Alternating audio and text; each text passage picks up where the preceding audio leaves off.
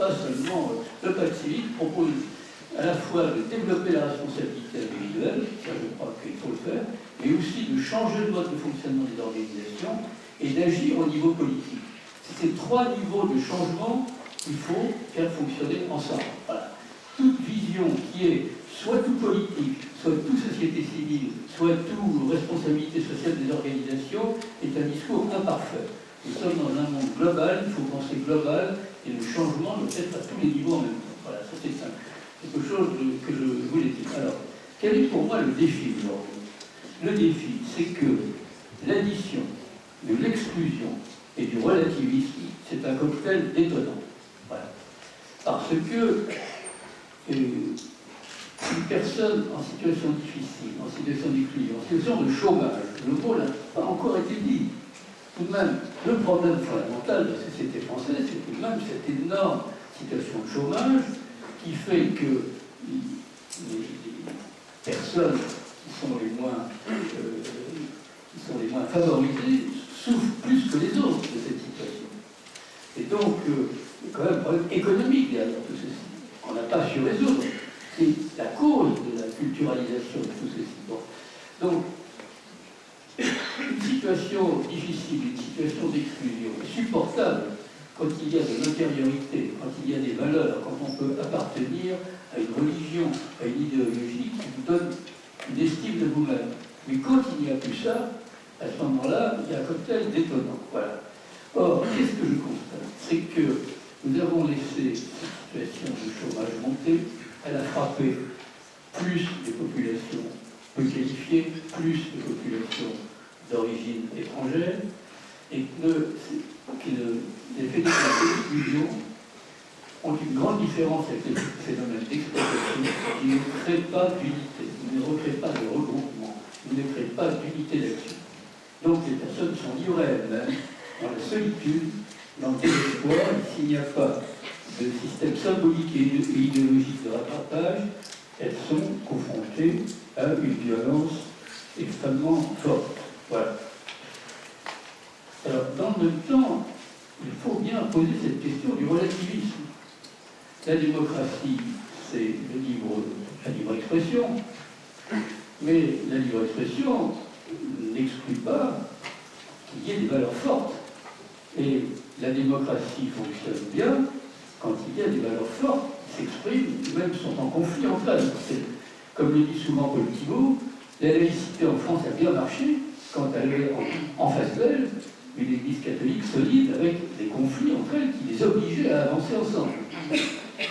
Et donc nous sommes arrivés dans une situation où la chute des idéologies, la disparition du communisme, sur lequel on passe quand même bien vite, parce que ça a quand même été pour des générations un moment important de leur rapport à l'absolu, le déclin de la religion catholique fait que l'espèce de... Je veux dire, la disparition dans la psyché commune de la présence tutélaire de Dieu, comme un être qui vous donne confiance, qui vous donne une existence, indépendamment de la situation sociale. Je laisse de côté la question de la vérité. Là. Tout ceci a des effets, c'est-à-dire qu'à ce moment-là, personne qui n'a plus de valeur à laquelle se raccrocher, de repères, et en plus en situation d'exclusion, eh bien, elle est en très grande difficulté. Et donc, l'exclusion, c'est la mort sociale, l'exclusion est temporaire, c'est pas un phénomène définitif, et le relativisme, c'est la mort métaphysique. Et donc, quand on a une situation de mort, quand on n'a plus rien à perdre, la tentation de la violence est forte. Et je dirais, dans la situation dans laquelle nous sommes, heureusement qu'il y a un État social, heureusement qu'il y a des travailleurs sociaux, heureusement qu'il y a des éducateurs, heureusement qu'il y a toute série de choses qui limitent cette souffrance qui n'arrive pas à se transformer en action. Voilà. Et donc, voilà le point de départ. Les montées progressives de l'exclusion et du relativisme. Alors, comment construire quelque chose? C'est ça le sujet. Premièrement, j'ai trois choses. Premièrement, il me semble que les démocraties doivent s'organiser autrement pour lutter contre l'exclusion. Voilà. Le chômage, les autres formes. L'exclusion culturelle, l'exclusion d'enseignement, je ne développe pas, mais Je pense quand même que le chômage est un multiplicateur d'exclusion. Je dis souvent que l'emploi ne règle pas tout, mais le chômage dérègle tout. Donc, d'abord, je pense que chacun peut faire quelque chose. On a trop tendance à considérer que le problème de chômage, d'exclusion, c'est pas notre affaire, c'est loin de nous. Non, on a démontré dans toute une série d'associations qu'en se mettant à plusieurs, en s'entraidant, en mettant en commun du temps et de l'argent, on peut s'entraider et amener des personnes dans l'emploi, c'est-à-dire dans le fait d'être utile à autrui et d'avoir, du fait qu'on est utile à autrui, une rémunération qui nous donne de l'autonomie. Voilà.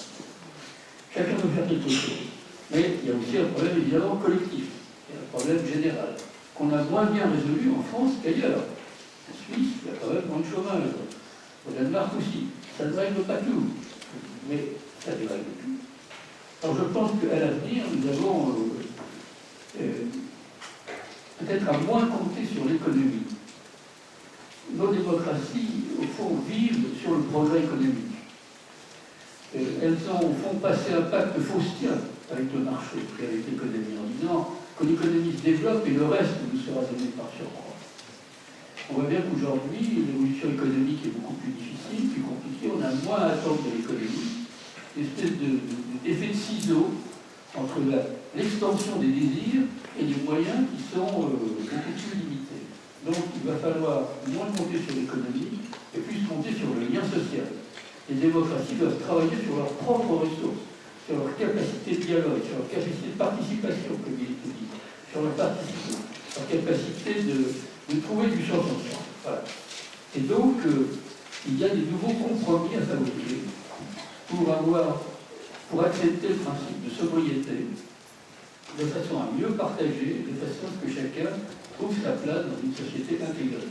Et c'est une révolution copernicienne dans une société marquée par l'individualisation du désir. Donc comment va-t-on recréer du collectif pour que la question de l'exclusion soit davantage prise en charge? Voilà le premier grand sujet sur lequel, en France, on fuit quand même par rapport à ce sujet. On ne veut pas avoir des problèmes vraiment. Voilà. Donc, d'où l'idée d'une démarche globale du pacte civil qui est effectivement de travailler à la fois sur des valeurs de créativité, de sobriété, de justice et de fraternité pour prendre en charge ces problèmes. Alors deuxièmement, je voudrais dire un mot quand même de cette question du relativisme. Comment, c'est pas évident de traiter ce sujet en démocratie. Alors je crois qu'il faut, ce qu'il faudrait faire, c'est retourner le problème. C'est-à-dire, plutôt que le relativisme soit une machine à détruire le sens, que ce soit un moyen d'enrichir le sens. Voilà, le pluralisme, la multiplicité des points de vue. Est-ce que c'est un moyen de dire il n'y a pas de point de vue? Tout est incertain. Donc rien ne vaut plus qu'autre chose. Tout vaut un peu n'importe quoi. Ce qui donne libre cours au cynisme. Chacun pour soi. Au culte de l'argent. Il faut se dire que revoir la manière dont les démocraties fonctionnent et penser que la démocratie, c'est pas seulement les élections tous les 5 ans, mais c'est un moyen de travailler ensemble sur le sens que l'on donne à la vie sociale. C'est la démocratie, c'est la liberté d'expression, elle a pour but d'aider chacun à donner du sens à sa vie.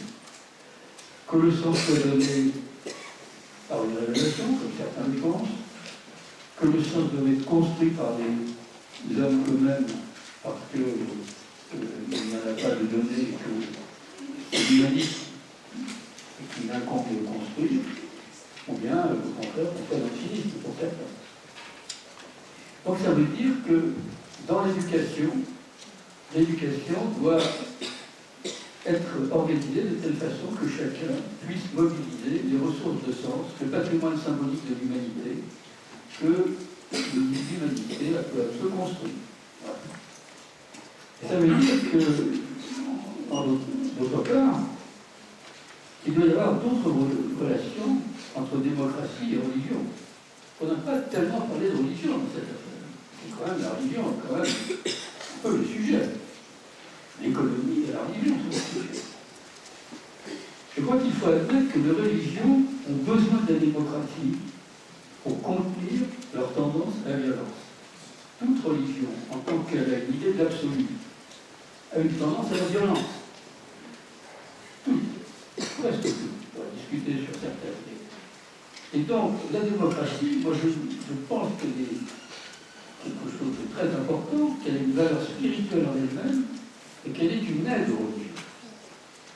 En même temps, les démocraties ont besoin des religions parce qu'elles fournissent des ressources de sens d'une nature particulière, que la philosophie ne donne pas exactement de la même manière. Ils sont capables de donner des réponses au mystère de l'être d'une manière particulière.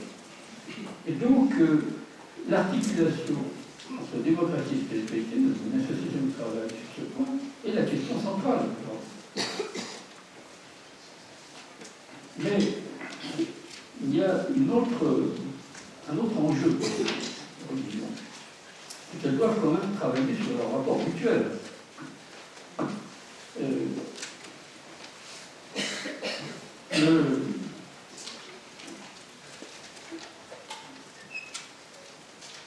Il y a derrière tout ceci une façon pour les religions de savoir si elles vont travailler ensemble à un monde meilleur ou si elles vont se disputer sur des questions d'appartenance ou de territorialité.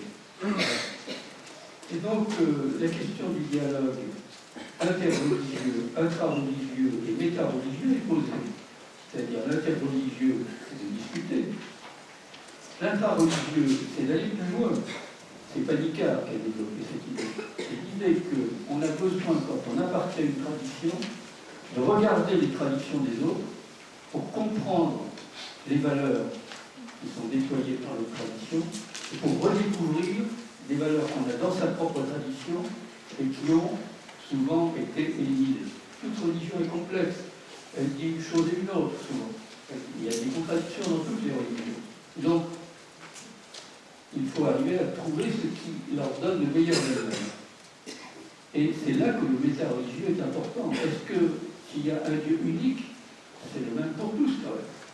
Et à ce moment-là, on me citait l'exemple de la pièce de Nathan Le Sage de Lessing.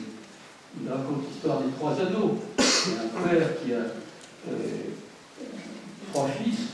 Il a un anneau merveilleux qu'il veut donner à son fils préféré, mais là, dans la tradition familiale, il donne l'anneau à son fils préféré, il aime ses trois enfants de la même façon. Et donc, il fait fabriquer trois anneaux et il dit à chacun, je vous ai donné le meilleur. Et donc, chacun se dit, alors ça va pas lui, ils vont voir lui. Alors, il y a deux solutions. Soit les anneaux sont faux, surtout les trois faux, et donc on n'a plus qu'à se disputer jusqu'à la fin du corps. Soit ils sont tous les trois bons. Et dans ce cas-là, on est tous à travailler ensemble. Et ça me mène à mon dernier poste, que vous regardez encore une minute, qui est, il me semble, puisque moi je suis plutôt dans la vision optimiste du 11 janvier, que tout de même il y a un grand enjeu qui est posé, je dirais, au président de la République, qui ne cesse de mettre en avant l'esprit du 11 janvier, qui est de construire le volet fraternité de la République. Ce volet, c'est quand même notre devise républicaine. On discute sans arrêt de liberté, on discute sans arrêt de l'égalité, et la fraternité, on en parle presque jamais. Comme disait Régis Debray, c'est devenu une espèce de vieille cousine qui fait tapisserie et qu'on n'invite que rarement à danser. Eh bien, la fraternité, mais qu'est-ce que c'est vraiment? Pourquoi certains ne sont-ils pas venus le 11 janvier pour parler avec eux, les écouter? Quelle peut être la portée de la fraternité? Quels sont ses rapports avec la liberté, l'égalité, la laïcité, la solidarité? Est-ce que la solidarité, ça suffit à remplir le projet de fraternité?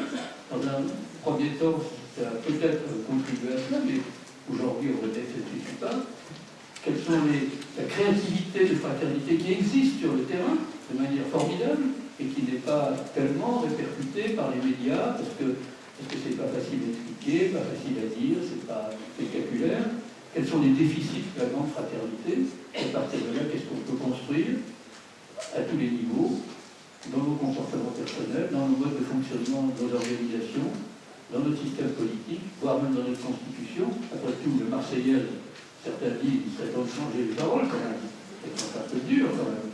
Et bien voilà le chantier, à notre avis, qu'après le 11 janvier, on doit ouvrir et qu'avec un certain nombre d'associations, on essaie de développer.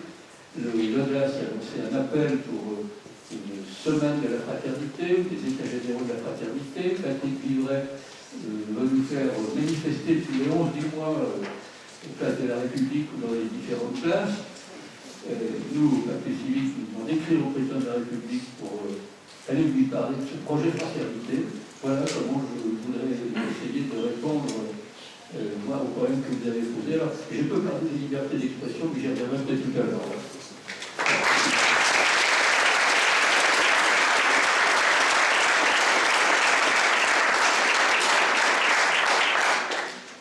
Merci beaucoup à Kat de nous avoir nourri tous les sens du terme, ou presque. Ce que je vous propose maintenant, c'est de basculer dans ce temps de petits groupes. Pour ceux qui sont habitués au format initiative et changement et nouveau. Pour les autres, vous allez voir une petite gêne au début, on dit est-ce que vous osez parler à mon voisin. En fait, je le fais très bien. Et en tant qu'animateur, j'ai toujours beaucoup de mal à reprendre la main. Vu le temps que nous avons, on va vous donner un quart d'heure. Les questions sont dans le programme. Je vous les lis. Qu'est-ce qui m'a le plus interpellé dans l'intervention des orateurs? Et à mon niveau, que puis-je faire?